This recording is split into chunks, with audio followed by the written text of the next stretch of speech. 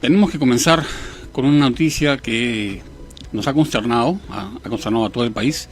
Es absolutamente inaceptable, la verdad, esta muerte absurda de dos jóvenes en un restaurante de comida rápida, precisamente por falta de previsiones, y que acarrea una serie de responsabilidades que todavía están bajo investigación, pero que revela el grado de informalidad y de falta de supervisión en general del Estado peruano, las carencias o el déficit de control que hay, ¿no es cierto? Porque esto también nos remite, por ejemplo, a lo que pasó hace algún tiempo en la Galería de las Malvinas, donde dos jóvenes perecieron sofocados en un container. Precisamente son las condiciones laborales absolutamente precarias, ¿no? Sin ningún tipo de protección.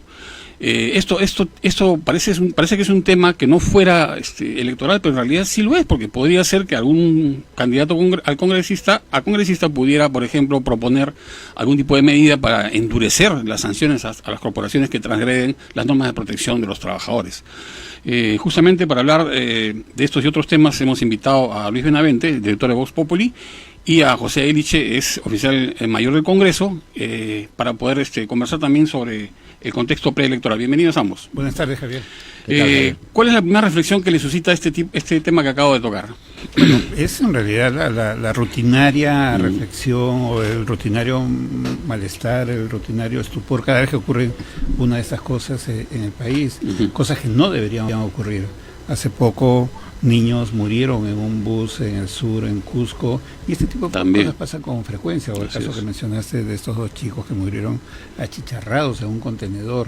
Entonces pasan muchas cosas producto de la informalidad por un lado, y por otro lado producto de la inacción del Estado. Pero claro, es que la autoridad está más preocupada en la corrupción, en sus negociados, y qué le importa lo que está pasando en su sector, ¿no? Entonces es una constante, no es nada nuevo, y mañana pasará algo, y si se acercan las fiestas, pueden ser fiestas de terror, porque no sabemos si puede haber otro mesa redonda, otra desgracia en el país por la informalidad, ¿no? Si tú me dijeras, yo que me he dedicado a hacer encuestas tantos años, una palabra, encuestar, si me dijeras, dígame usted, señor Benavente, una palabra para definir Perú, no lo pensaría 2 segundos, diría informalidad.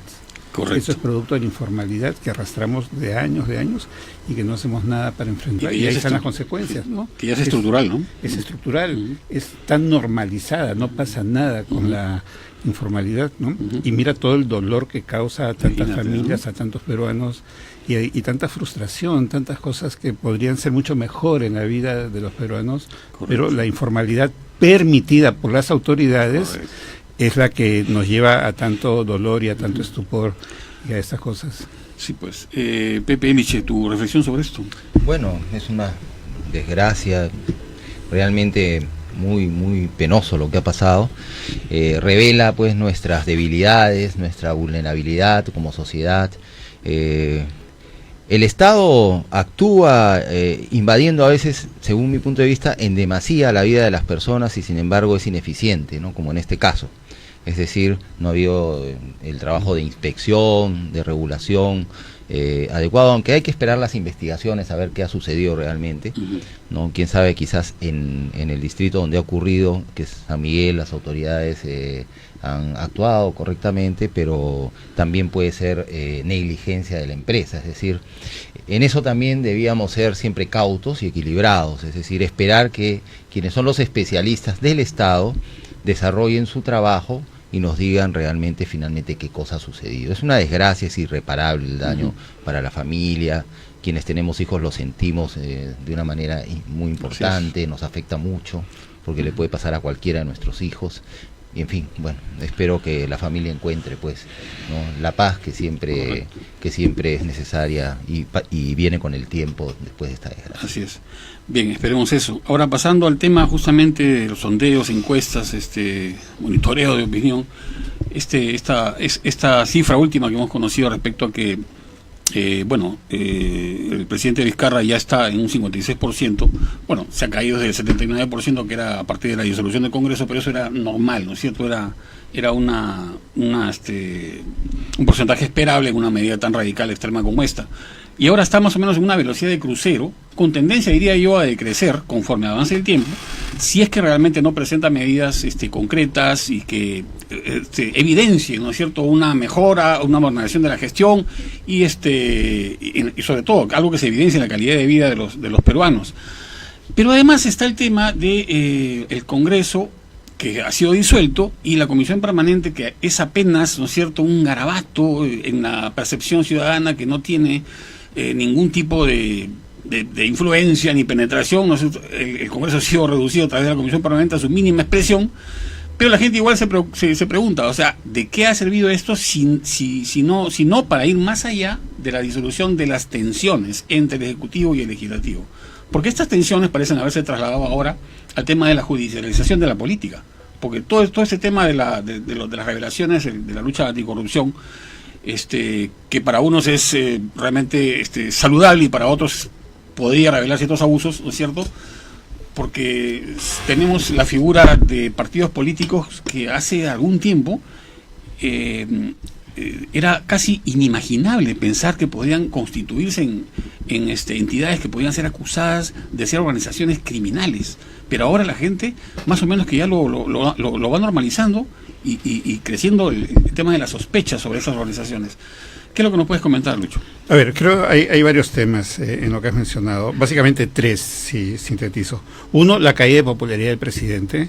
2, el tema de la Comisión Permanente y el rol del Congreso y qué ha significado finalmente el cierre del Congreso. Y 3, el tema de la lucha contra corrupción. Hay tres grandes temas, ¿no? Bueno, ahí estamos tocando mucho, que junto a los temas de convocatoria de elecciones prácticamente cubren lo principal de la agenda política en el país. La caída del presidente en las encuestas era predecible. Toda su vida brusca tiene una caída brusca. Nunca ha ocurrido lo contrario. No se sostiene en el tiempo. Lo peor que le puede pasar a los políticos es creerse en esas subidas bruscas. Lo más inteligente es no tener subidas bruscas porque vas a caer. La subida te la van a aplaudir, pero más te van a pifiar la caída, ¿no? Sostenerse con muchos puntos en las encuestas es como agarrar agua. Si tú agarras agua, no va a durar mucho tiempo porque se te va a escurrir entre los dedos, ¿de acuerdo? Eso es lo que pasa. Ahora, en el caso del presidente Vizcarra, concretamente, tiene ciertas implicancias. 1, porque él basa mucho su respaldo político en el respaldo social que tiene, que es medido por las encuestas. No por las encuestas, ¿no? Las encuestas son un instrumento que miden ese respaldo social. Sociológicamente, políticamente, lo que él tiene es un respaldo social importante. Y muchos decían de una manera inteligente que su bancada estaba en la calle, de acuerdo, ¿no? Es un punto. Que es literal, ¿no? Claro, sí. ¿no? Claro. Entonces, al caer pierde más porque él no tiene partido, no tiene bancada, no tiene grandes socios políticos, ¿de acuerdo? Pero por otro lado, lo que le queda de popularidad es bastante alto y sigue entre los presidentes, gobernantes con mayor respaldo social en América Latina, ¿no? Entonces, lo que tiene no es poca cosa, ¿de acuerdo? Respecto a la caída de popularidad del presidente, pero sí, el presidente, por otro lado, se dedicó a gobernar para las encuestas, la verdad, ¿no? Y no se ha preocupado realmente por los temas del país. Todos los problemas siguen ahí. Seguridad ciudadana, anemia, calidad de la educación, en fin, y no ha mostrado resultados en eso y ya se va por los 2 años de gobierno y no tiene coartada. Entonces yo me imagino que ahora estará buscando algún artilugio político, un nuevo enemigo político, un nuevo sparring político para golpearlo y sacar algo de él, ¿no? Una piñata más o menos, ¿no? Pues tú golpeas a la piñata y sacas algo, ¿no? Como los chiquitos que se van encima de los dulces y los juguetitos que hay dentro de esa piñata, ¿no?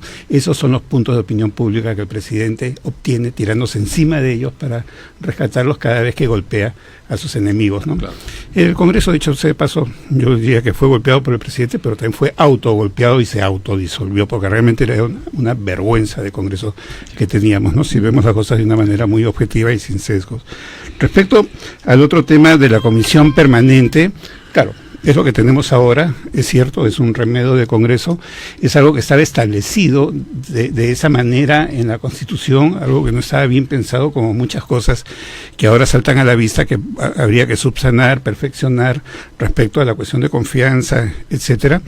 Si sirvió o no esto, creo que ya más es una perspectiva política, ¿no?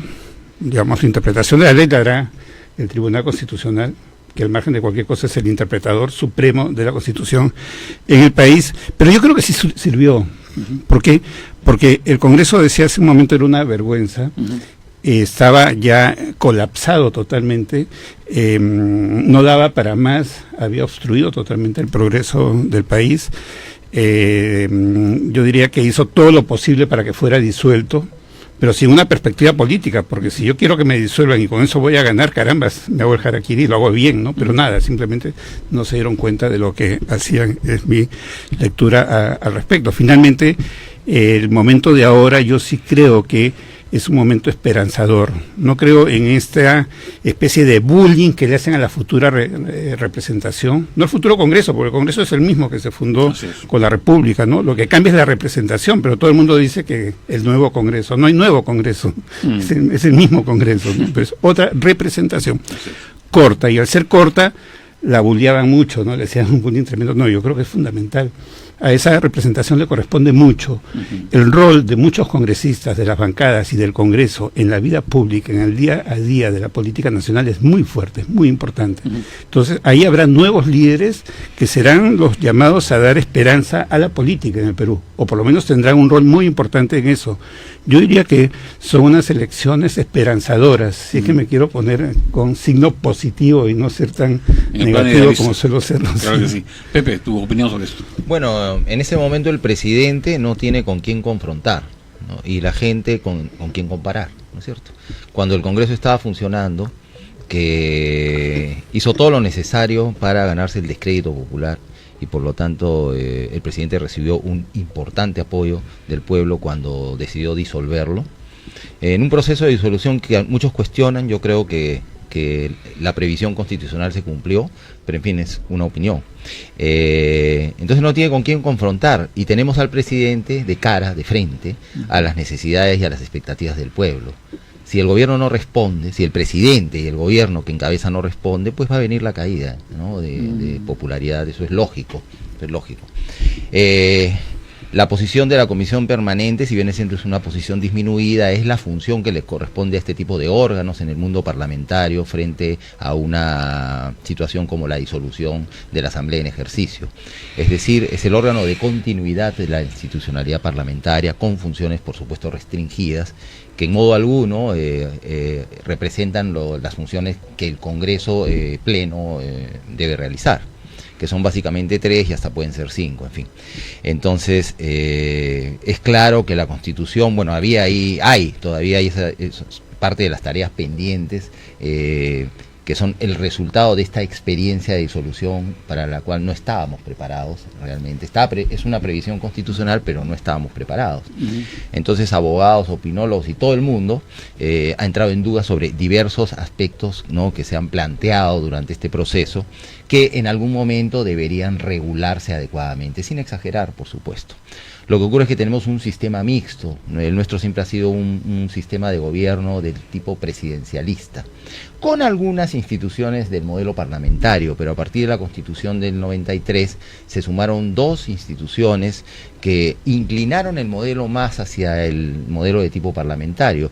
Una es la investidura del Consejo de Ministros con voto de confianza obligatorio, porque existía en la Constitución del 79, pero sin voto de confianza obligatorio, y la estación de preguntas, que ni siquiera se ha convocado o se ha hecho en los últimos años, porque es extraña a nuestra cultura constitucional, por decirlo así. Entonces, tenemos que entender el modelo, es decir, hay una falta de entendimiento, de conocimiento de las instituciones parlamentarias. Nos lanzamos nomás, yo quiero ser congresista, pero no nos esforzamos por entender qué cosa es un parlamento, cuáles son sus funciones y cuáles no son sus funciones, cuáles son los procesos y cómo deben desarrollarse para cumplir esas funciones, y etcétera, y etcétera, y etcétera. Claro. Esa tarea no la hemos hecho, ¿no? En cuanto al proceso que estamos viviendo actualmente, bueno, destaca, por supuesto, la corrupción, y también la inseguridad ciudadana, por el impacto que tiene y por lo que hemos visto y seguimos viendo y descubriendo. como el problema principal que tiene muchos efectos sobre la vida nacional, ¿no? Paraliza las inversiones, impide que tengamos mejor infraestructura, que mantenimiento de nuestra infraestructura existente, etcétera, etcétera, por la corrupción que se mete en todos lados, ¿no es cierto? Y también está relacionada en alguna medida con la inseguridad ciudadana también, es otro factor. Y estamos en una campaña, bueno, porque también soy candidato al Congreso, ¿no? Estamos en una campaña donde sentimos que vamos a ojos cerrados, es decir, ¿no? A ciegas, no hay locomotora que jale los vagones. Bueno, los partidos tienen a sus líderes, pero los líderes no pueden exponerse demasiado en este proceso porque se están preparando para 2021, entonces las salidas tienen que ser muy calculadas, ¿no? Y eso es lógico también. Y por otro lado, ¿qué cosa encontramos en las calles? O sea, ¿qué he encontrado yo en esta experiencia de campaña hasta donde se ha desarrollado la campaña? Un pueblo decepcionado de la política, no quiere saber de la política, ¿no? Entonces, lograr recuperar la esperanza del pueblo en la política en este corto tiempo es difícil, hay que hacerlo, ¿no es cierto? Hay que hacerlo. No hay que dejar, digamos, de hacer esa tarea, ¿no? De ponerse frente al pueblo y decirle, ¿saben qué? Hay esperanza, ¿no? Como ha dicho Lucho, hay esperanza. Se trata de eso, de recobrar la esperanza en la política y en el futuro del país. Muy bien. Ahora, ante un ejecutivo, un presidente de la República que está, vamos a decir así, en sala de espera, a ver qué cosa puede encontrar para colgarse como de la opinión pública y tratar de hacer agenda política a partir de eso, y una imagen parlamentaria espectral, ¿no es cierto?, en animación suspendida. Esta tensión que está diluida por el momento está, como decía yo, trasladada al terreno de la judicialización de la política, pero ahora es cuando van a comenzar a cobrar más importancia los números, las cifras, las estadísticas, los resultados de las encuestas y de la opinión pública en general. Ahora, las encuestas ya no son como antes una foto del momento, ¿no? Parece que fueran un video de MTV, un video en edición continua, ¿no? Entonces, la gente entiende lo que son las encuestas, se pega a ellas actualmente, o ellas buscan su información por su cuenta para tratar de contrastarla y encontrar su identidad, y al fin de eso tratar de encontrar una opción política. Por ejemplo, decir, yo voy a votar por este candidato aunque su partido no me guste, pero se están olvidando de que al hacerlo también están favoreciendo a ese partido. A ver, ha mencionado el tema del presidente que está en sala de espera, ¿no? El presidente debe pensar que en política, particularmente en países como Perú, es muy fácil, muy frágil pasar de la sala de espera, cruzar la puerta y echarse a la camilla de cuidados intensivos. Muy buena figura. Y eso puede pasar en 2 minutos. Le pasó a Kuczynski, le pasó a muchos gobernantes en el país y en el mundo, y mira ahora el impeachment contra Trump, etcétera, ¿no? Y te cae el jefe del gobierno o la jefa de la premiera inglesa, etcétera. ¿No? El poder es lo más ajeno que puede haber lo más efímero, ¿no? Sí. Y sin embargo la vanidad de quien la tiene es lo más grande que puede tener muchas veces, ¿no? Y es tan ajeno que tus principales serruchas están en tu partido, que están esperando que te caigas para entrar, ¿no? Y es la regla y la ley de la política, y es así, y es parte de, y simplemente te tienes que someter a eso. Simplemente es, creo, un mensaje para el presidente que sepa que ese lugar expectante puede ser la antesala de la camilla de cuidados intensivos, y de ahí al cementerio hay otro paso que también es corto, o sea, que si no, pregúntale a Kuczynski, ¿no? El cementerio político me refiero, obviamente, ¿no? Hay una situación definitivamente complicada en el país. El otro tema que mencionabas es el de las encuestas. Mira, yo creo que se habla mucho de las encuestas, nunca se habla con seriedad de las encuestas, o muy poco. Por ejemplo, mucha gente, voy a citar algunas cosas sueltas, cuestiona las encuestas. Nunca he escuchado un cuestionamiento metodológico a las encuestas. Es más, sospecho que todo el mundo que habla sobre encuestas, nadie sabe qué cosa es una encuesta metodológicamente. Simplemente hablan de encuestas. Por ejemplo, nadie te destruye, o sea, es fácil destruir las encuestas como tales, por lo tanto estás hablando de la metodología, ¿ya? Si resucita Gallup, se vuelve a morir, porque, digamos, lo que él hizo fue una cosa increíble al descubrir el método muestral, más de como 110 años después que se habían hecho las primeras encuestas. Correcto. En Pensilvania, ¿no? Publicadas por Harrisburg, Pensilvania, en los Estados Unidos. Pero no hay un conocimiento de lo que es la metodología. A ver, tú andas a destruir el psicoanálisis, nadie lo hace. Más bien se le tiene respeto. En el fondo es lo mismo, son estructuras metodológicas. Nadie ha cuestionado la metodología muestral, y se ha hecho más sofisticada, no es lo que inventó Gallup en un momento, el año 36, y que fue una revolución, porque dio como ganadora a Roosevelt, cuando Literary Digest daba como ganadora a Landon, la republicana. Cierto, fue muy famoso. Fue famoso y simplemente, claro, el tema es larguísimo y no me voy a detener ahí, ¿no? Por un lado. Por otro lado, las encuestas no son entes autónomos con vida propia. Las encuestas son contratadas por los medios y los medios las publican y los titulares los hacen los medios. Uh-huh. Entonces, ¿de quién son las encuestas?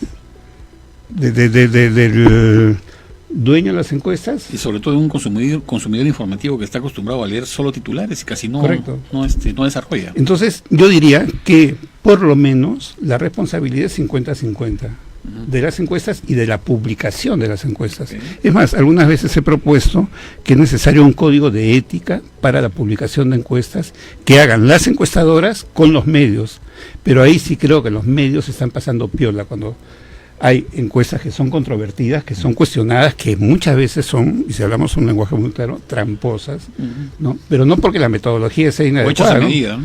O hechas a medida, o en fin, que entran bajo sospecha, digamos, Claro.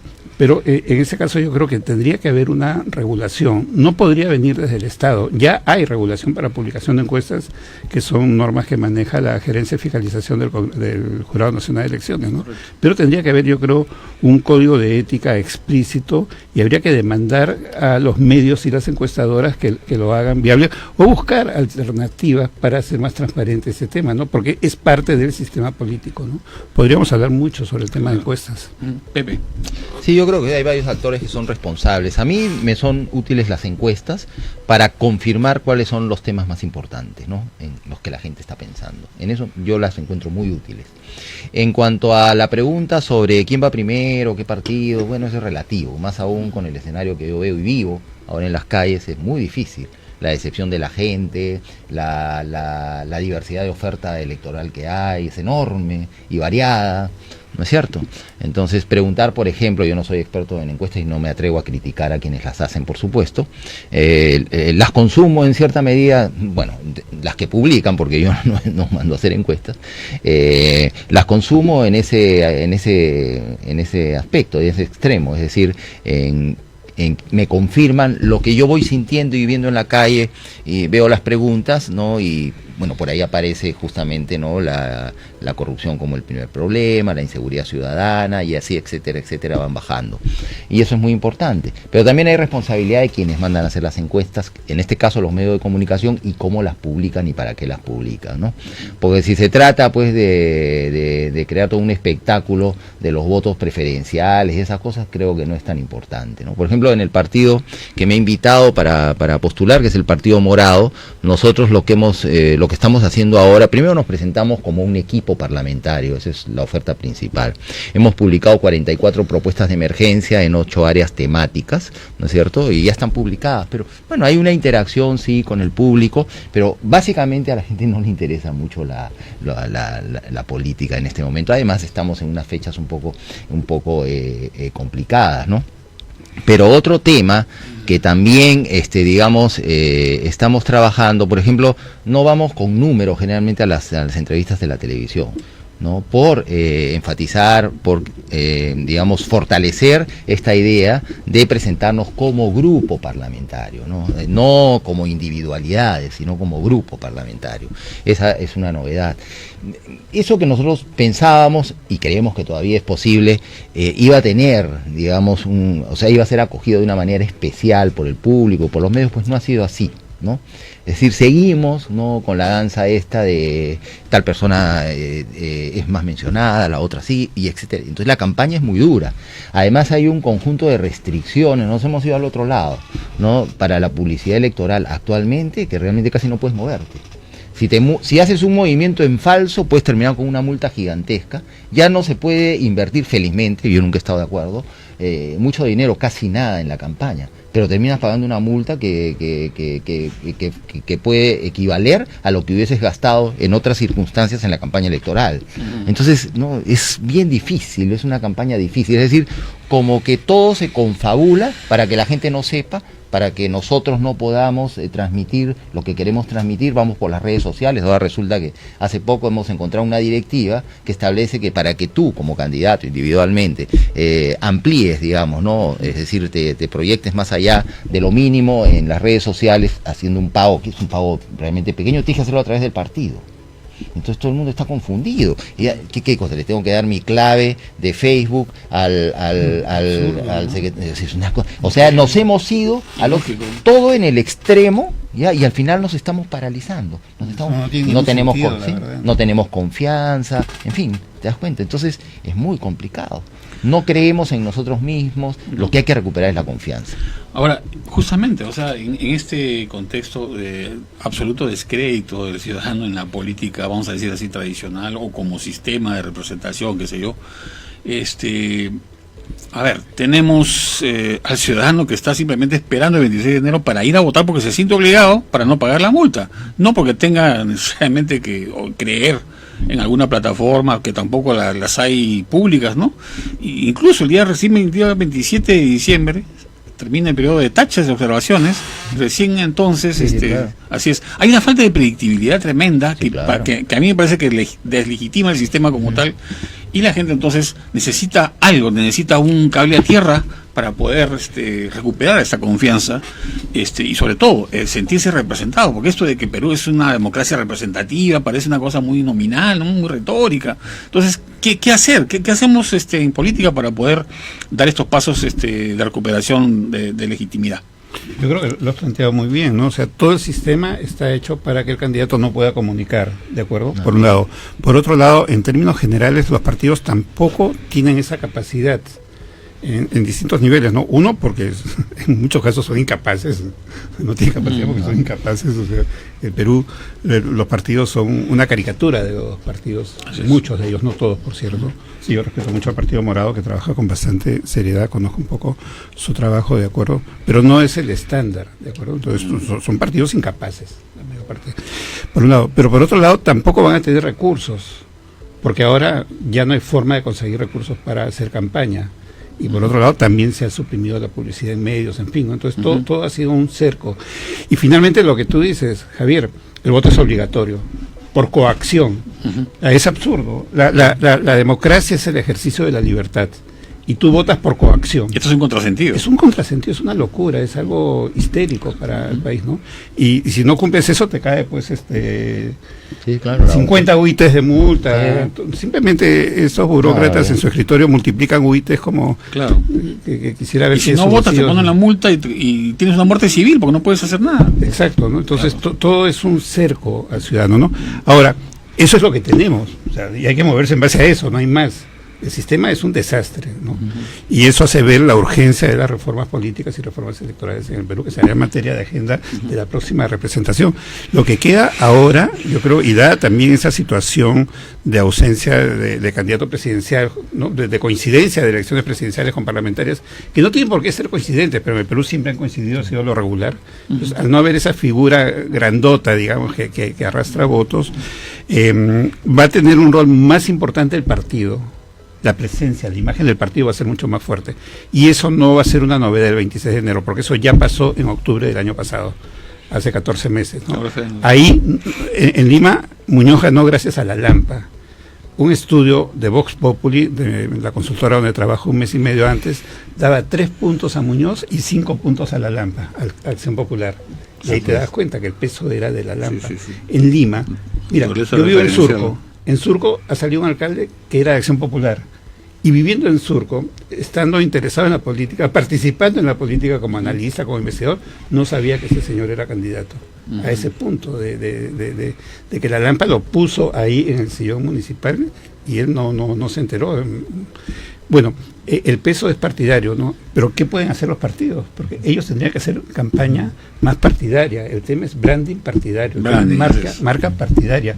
Yo creo que ese es el camino ahora, ¿no? Y que cada candidato haga lo que pueda, pues. Sí. En el barrio, haga sus comités, en fin. Pepe. A mí no me angustia ni me frustra no alcanzar, digamos, los votos suficientes para ser congresista, ¿no? Eso no está en mis planes. Yo he aceptado porque por la propuesta esta de equipo parlamentario, porque realmente fui invitado, porque no me pidieron un centavo para entrar a la lista, o sea, yo fui llamado como como los demás invitados del Partido Morado, y porque no me han pedido ni un centavo para la campaña, ¿no? El partido realmente no tiene recursos para hacer para pagar, digamos, ¿no? Todo lo que regularmente se paga en una campaña electoral. Vamos cada uno y en grupo también, como equipo, haciendo diversas actividades de campaña, pero como decía, no me frustra ni me angustia no llegar al Congreso. Lo que me frustra y me angustia es no poder llevar el mensaje del Partido Morado y de todos los partidos, ¿no? Para recuperar la confianza en la política, porque la política es una necesidad, sino quién va a organizar la sociedad, quién va a mantener en orden la sociedad, quién va a ocupar, digamos, los espacios institucionales desde los que se toman y se ejecutan las decisiones del Estado. Bien, amigos, vamos a ir a una pausa y regresamos con este interesante debate.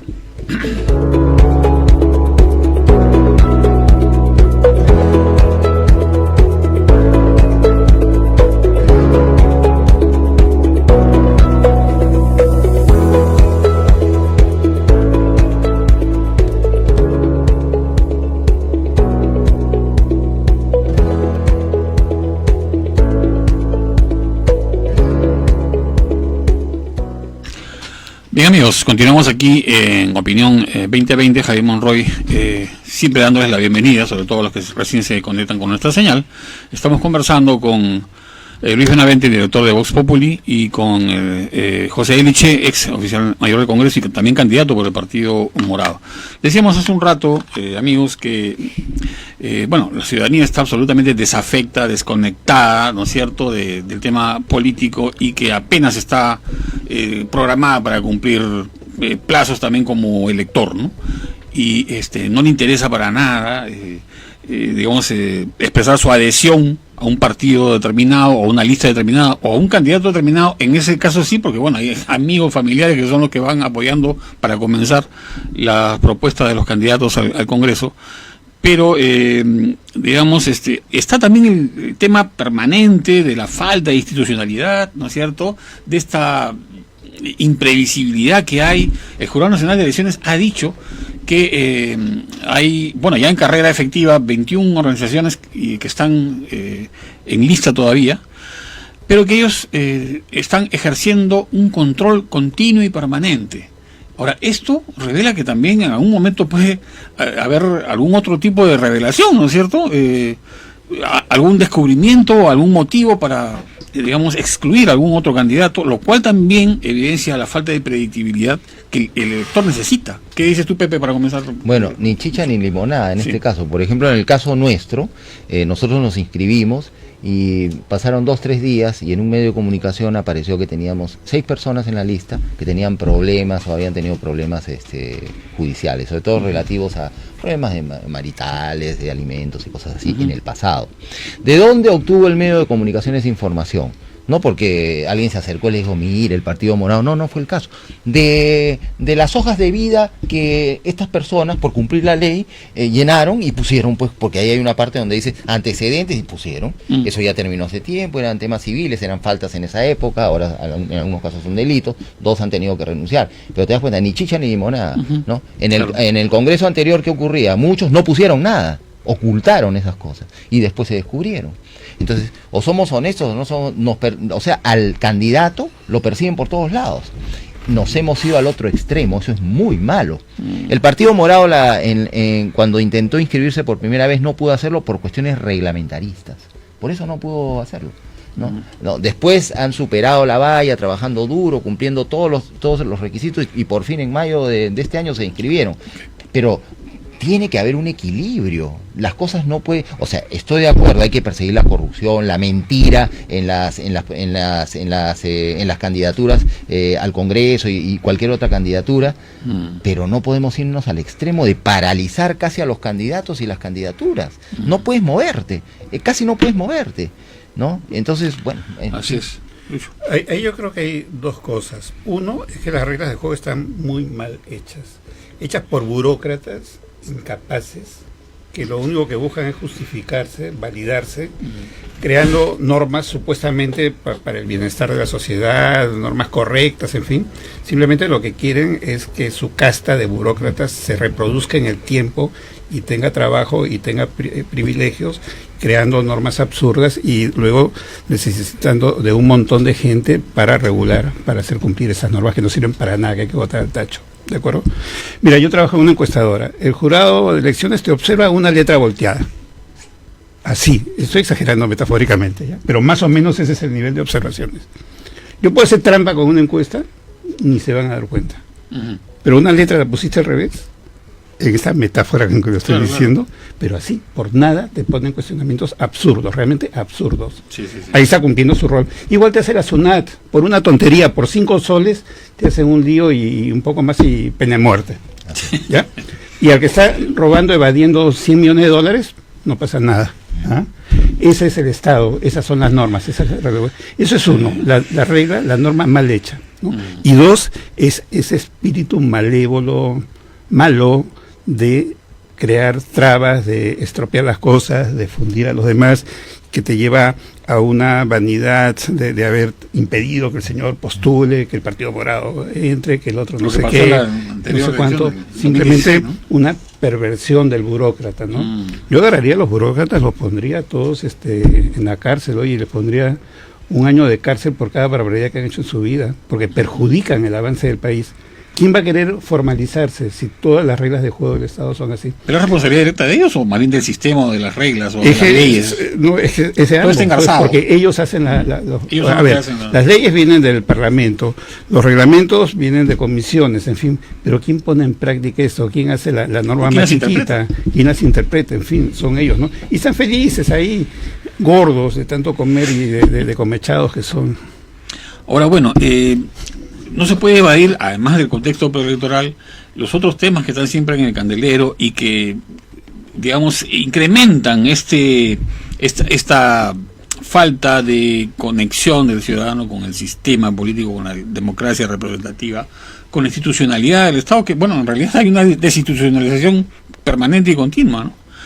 Pero lo que yo digo es,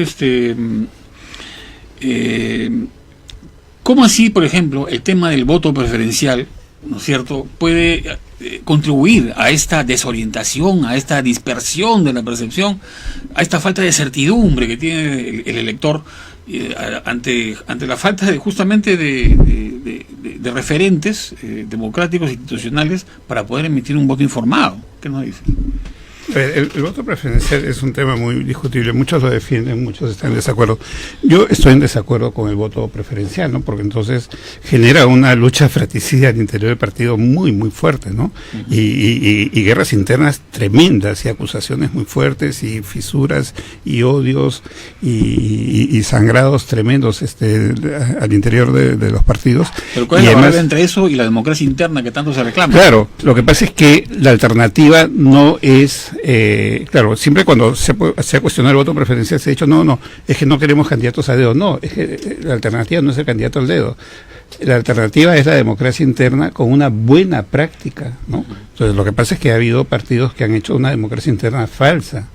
A ver, yo sé de un partido X, no voy a decir el nombre porque son capaces de demandarme por injuria, difamación y esas cosas que siempre inventan, pero lo sé, así se cierra. De un distrito en Ica, chiquito, donde tenía 2.000 votos. Y la población de ese distrito, la población electoral es de 837 personas. A ese nivel de descaro llegan. Entonces esa es la democracia interna. Niveles africanos, ¿no? Sí. Entonces, ¿qué cosa hay que hacer? Que la OMPE sea quien haga eso. Los peruanos, con nuestro presupuesto, con nuestro financiamiento, con nuestros impuestos, financiamos a la OMPE para que haga cumplir la democracia interna, ¿no? La democracia tiene que tener un costo, pero para bien, para que las cosas marchen mejor. Entonces, la lista partidaria limpia, transparente, que no es la lista digitada por el jefe de partido ni por esta cúpula que busca perpetuarse, es la alternativa de una pirámide interna donde los candidatos serían producto de una línea de carrera en el partido, no de esas contrataciones tipo fichar por el partido como en el fútbol, ¿no? Cuando se acerca una elección, que es algo a lo cual se llega hoy día porque no hay otro camino, ¿no? Pero yo creo que el voto por lista es mucho mejor en ese sentido, una lista competitiva, una lista por capacidad política al interior del partido para ganar votos de los militantes del partido. Totalmente de acuerdo. Yo siempre me he expresado sobre el voto preferencial desde un punto de vista teórico y lógico, ¿no? Porque no lo había experimentado, o sea, no lo había vivido y siempre estuve en contra de él. Es lógico que cree desavenencias entre los integrantes del mismo partido, una lucha fratricida, como ha dicho Lucho, durante la campaña electoral. Pero ahora lo estoy viviendo, lo estoy experimentando y en efecto, pues, tenemos adversarios en los otros partidos, ¿no? Yo soy el 9, mi adversario no es el 9 de otro partido, es cualquiera de otro partido, pero mis principales adversarios realmente son los de mi propio partido. A eso voy. ¿No? O sea, yo tengo, para entrar, mi deseo es entrar al Congreso, yo tengo que obtener más votos que los candidatos de mi propio partido. Claro, jalamos la marca Partido Morado, pero yo tengo que obtener más votos que los demás para asegurarme una curul en el Congreso. ¿No? Por eso, también siguiendo de manera consecuente este principio del equipo parlamentario, ¿no? Yo hago publicidad en mis redes, pero también le hago publicidad a los demás candidatos del Partido Morado, ¿no es cierto? ¿Por qué? Porque hay que eliminar ese sentimiento que se puede generar, ¿no?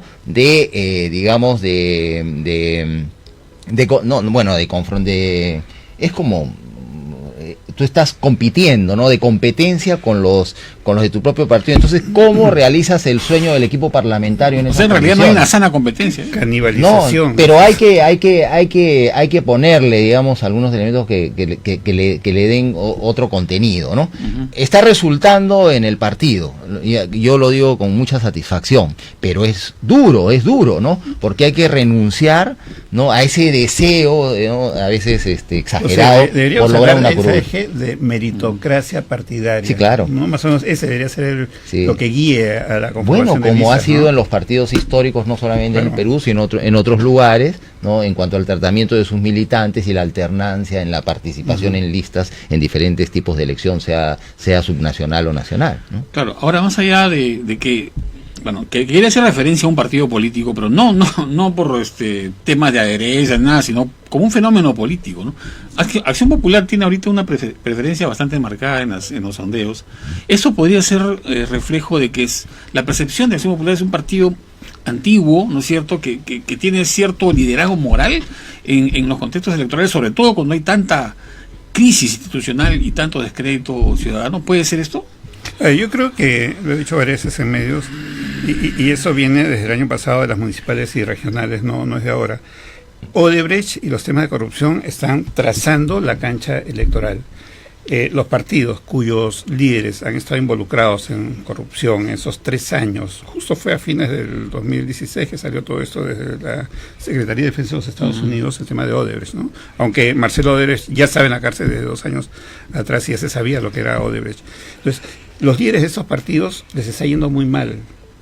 El partido aprista, el partido Fuerza Popular, si bien es cierto está segundo después de Acción Popular, no tiene ni la mitad de lo que tenía en el 2016, ¿no? Entonces, y no se diga los demás partidos, Solidaridad Nacional, en fin, todos los partidos cuyos líderes están cuestionados ahí, pero no por el cambio o el nuevo nombre que tiene hoy, en fin. En cambio, los partidos que están al otro lado les va mejor, tipo, Acción Popular, APP también, Alianza para el Progreso, Partido Morado, Frente Amplio, tienen mejores opciones, no se han ensuciado por esa circunstancia de estos últimos 3 años que ha comprometido mucho a sus líderes y que eso ha llevado a un desprestigio partidario, ¿de acuerdo?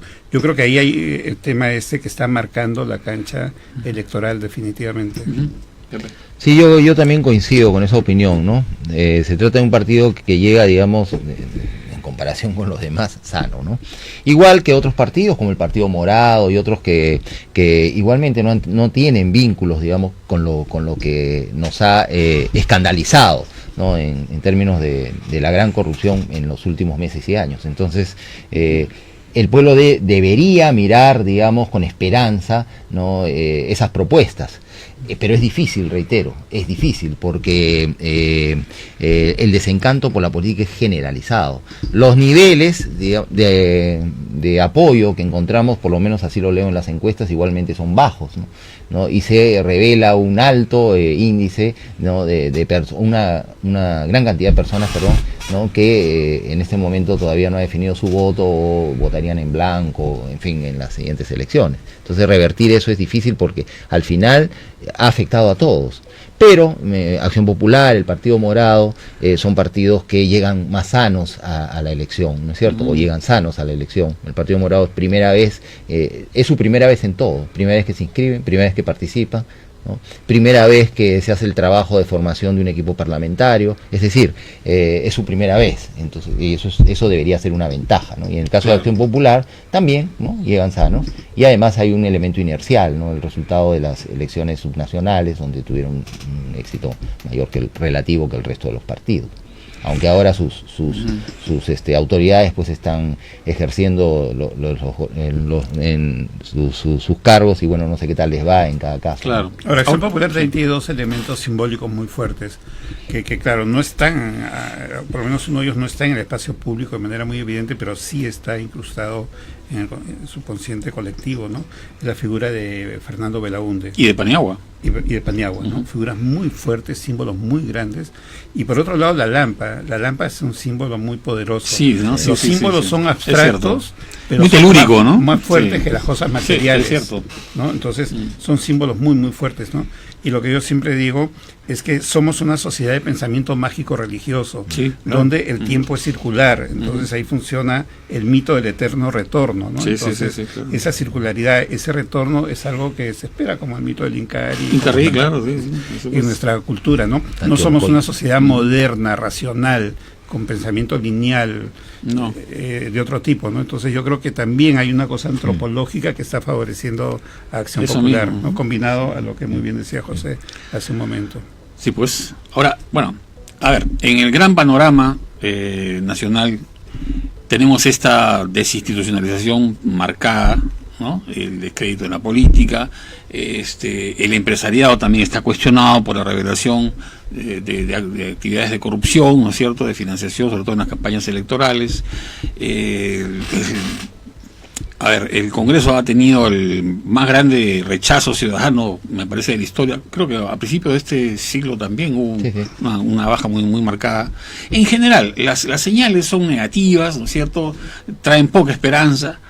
Pero igual, o sea, ¿qué es lo que tiene que pasar para que el ciudadano, de nuevo, ¿no? O sea, incrementándose este debate, de qué se puede agarrar el ciudadano en un congreso, por ejemplo, que vamos a elegir el 16 de enero, que va a durar apenas 15 meses, ¿no? Que es un parlamento de transición, ¿no? Y ¿cuál sería la agenda en por ejemplo, el tema de las reformas políticas y el tema de la recuperación del papel fiscalizador del Parlamento? ¿Serían esas dos las grandes señales o qué pasaría?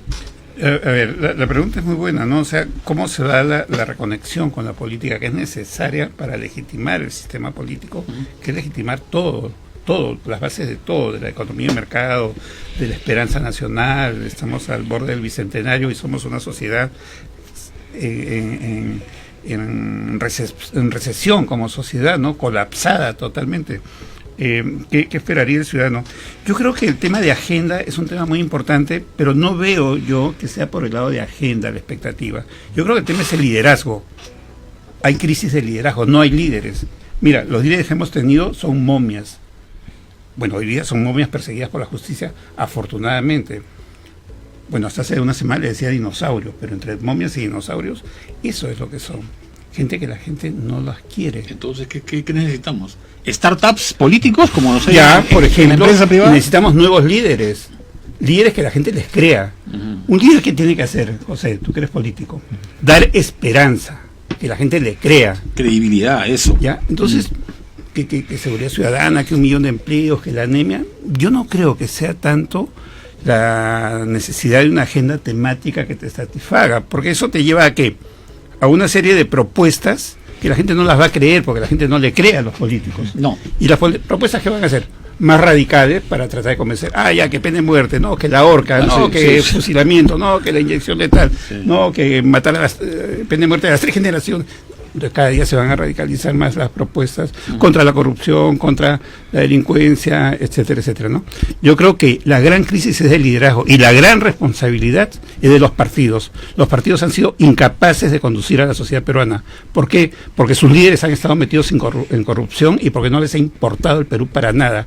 Han sido incapaces de crear un sistema de partidos, simplemente de mantener una argolla, una cúpula dominante para sus privilegios, para su corrupción, para sus negociados, y les ha importado un rábano el Perú. Eso es lo que ha pasado en el Perú. Necesitamos partidos que sean partidos de verdad y necesitamos líderes que la gente les crea y den esperanza al Perú. Entonces, si entramos a ese terreno, mira que la seguridad ciudadana, que la anemia, no pasan a un segundo plano, ¿no? Yo veo por ahí la cosa, no sé tú qué piensas. Bueno, yo creo que en este periodo corto que se viene, lo que hay que hacer, o sea, el gran reto es construir un ejemplo, algo distinto a lo que hemos visto. Es difícil, no es fácil, porque hay que esperar a ver cómo se configura finalmente este nuevo Congreso en términos de composición de los grupos parlamentarios. Yo creo que sí es necesaria una agenda, pero corta, puntual, sobre temas que contribuyan a recuperar la confianza. Hay, por ejemplo, temas como la inmunidad parlamentaria que podría verse ahora o no pasaría nada en realidad, podría hacerse algunas modificaciones puntuales, por ejemplo, para evitar que congresistas que han tenido procesos iniciados antes del ejercicio de la función, incluso haciendo una modificación muy pequeña al reglamento del Congreso, continúen sus procesos y no tengan ninguna protección. Pero en este caso, por ejemplo, el pueblo está esperando una respuesta, es uno de los temas en los que el pueblo espera una respuesta. Entonces uno puede tener una propuesta radical como la eliminación total de la inmunidad parlamentaria, como proponemos nosotros, porque lo que hay que hacer es portarse bien. Esa es la mejor inmunidad, pero hay que ser realistas también. El plan B, el plan mínimo sería, ¿no?, retirar del Congreso la autorización para el levantamiento de la inmunidad parlamentaria, entre otros, como ocurre en otros países, a la Corte Suprema, entre otras cosas. Entonces tiene que ser un Congreso más eficiente, con una agenda corta y puntual, que recupere algunos instrumentos que todo parlamento tiene, por ejemplo, para ejercer el control político. A mí no me gusta la palabra fiscalización. Fiscalización es lo que hace la Contraloría, ¿no? En realidad es control político. Entonces, por ejemplo, si tú recuperas el valor de las mociones de orden del día para el debate político sobre los principales temas de interés nacional, ¿no? Y del procesamiento de esas mociones, tú extraes, ¿no?, un acuerdo de consenso del Congreso para decirle al gobierno, no ordenarle que haga algo, pero sí para presionarlo. Eso se llama incidencia sobre la política del gobierno o sobre la actividad gubernamental, para obligarlo a cambiar de rumbo en algunas cosas, ¿no?, o concentrarse más en algunas otras que tú ves que son importantísimas y necesarias, como es seguridad ciudadana, el tema de la anemia, que es una vergüenza nacional, el tema del maltrato a la mujer. Son cosas que tenemos que combatir inmediatamente. Entonces tienes que utilizar una variedad de instrumentos, ¿no? Y también, por supuesto, mejorar el procedimiento legislativo, menos leyes y mejores leyes. Correcto. Bien, amigos, estamos llegando ya al final. Siempre digo yo que depende de nosotros los ciudadanos que permitamos que la política deje de ser una industria perversa de lucha de egoísmos para convertirse en una esperanza y una posibilidad real para hacer un Perú mejor. Seguimos conversando mañana, amigos. Muy buenas tardes.